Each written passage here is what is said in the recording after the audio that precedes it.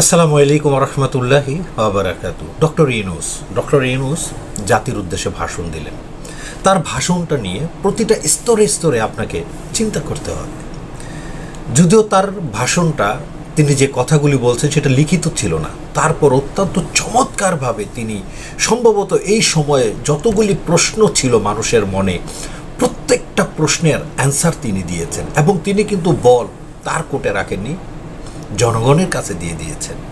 সবচেয়ে বড় প্রশ্ন ছিল এই দেশের বর্তমানে বিভিন্ন রাজনৈতিক সংগঠনের যারা জীবনে সাবেক প্রধানমন্ত্রী শেখ হাসিনার বাল ছিঁড়বে তো দূরের কথা, বালের সামনে যেতে পারেনি, তারা এখন ঘুমাতে পারছে না কবে এই দেশে নির্বাচন হবে, কবে তারা সরকার গঠন করবে।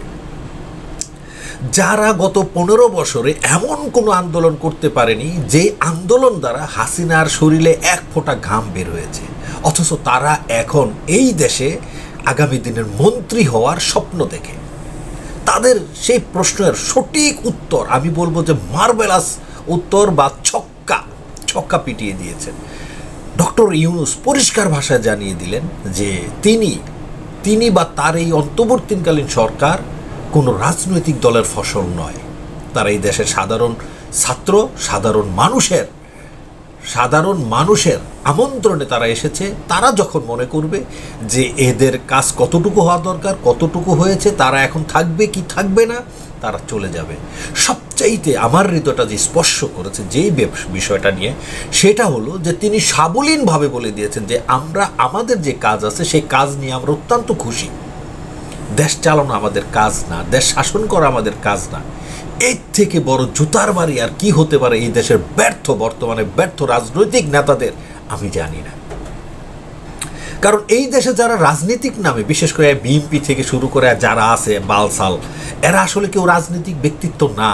তারা সবাই লুট করার জন্য অপেক্ষা করছে। গত 15 বছরে হাসিনার দালালরা এই দেশ লুট করেছে, হাসিনা লুট করেছে, এখন তারা অপেক্ষা আছে কখন তারা ক্ষমতায় বসবে আর লুটপাট শুরু হবে।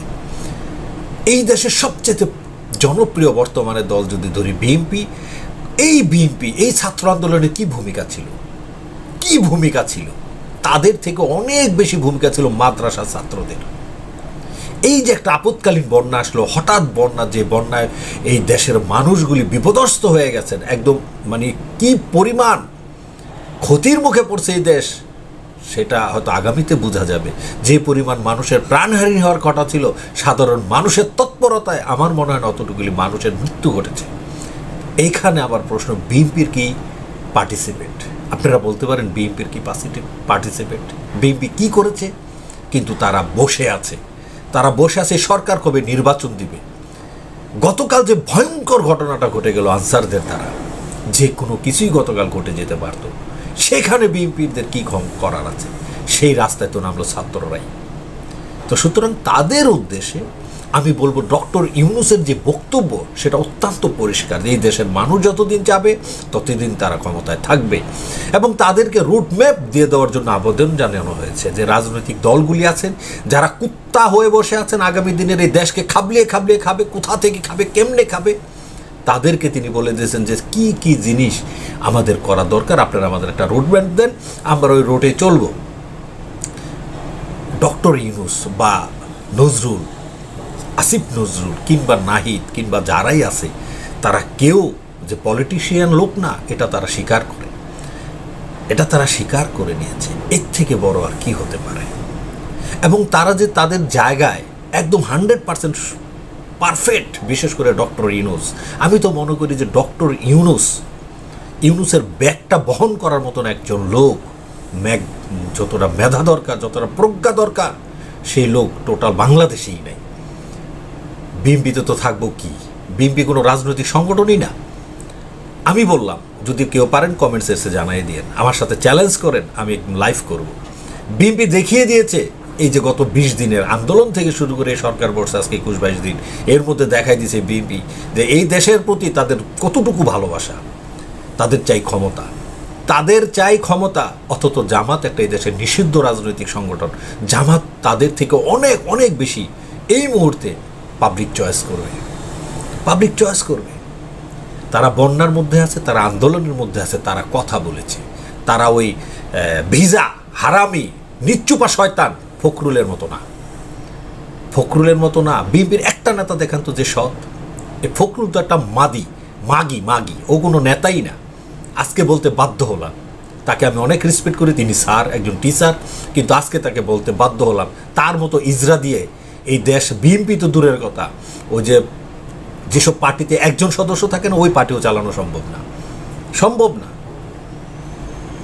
আজকে তাদের কামড়াকামড়ি শুরু হয়েছে। মেজর হাফিজের মতন লোক, কুত্তার বাচ্চা, এদের কামড়াকামড়ি শুরু হয়েছে। কবে নির্বাচন হবে? হাসিনার পেতাত্তারা প্রতিটা মুহূর্তে এই তত্ত্বাবধায়ক, এই অন্তর্বর্তীকালীন সরকারকে পেরেশানের মধ্যে রাখছে। কালকে আমি আরেকটা ভিডিও করেছি এবং আরেকটা করবো আনসারদেরকে নিয়ে। হ্যাঁ, কীভাবে হ্যারাসমেন্ট করছে। তারপরও তাদের খালি একটাই ভাষণ, বিএনপি কবে নির্বাচন। সুতরাং আমাদের এই দেশের মানুষ যদি এখনও না বুঝে যে লুটেরার কারা, তাহলে আর জীবনও বুঝবে না। এই মুহূর্তে বিএনপিকে চিনার এই দেশের মানুষের অনেক বেশি দরকার। যারা আবেগ দিয়ে বসে আছেন বিএনপি ক্ষমতা আসলে দেশকে স্বর্গ বানাবেন, তারা আজকে এই ভিডিওটা থেকে যাবে। আর কে চ্যালেঞ্জ করলাম, এই বিএনপি আরেকটা আওয়ামী লীগ হবে। এই বিএনপি সংগঠনটা আরেকটা যেদিন তার ক্ষমতা বসবে না, শুধু এই সরকার বলবে নির্বাচন, ওদিন থেকে দেখবেন রাস্তাঘাটের গাড়ি, বাজার, রেল স্টেশন, তারপরে বাস স্টেশন সব এই মাদারচোদেরা দখল করছে। খাওয়া খাই শুরু।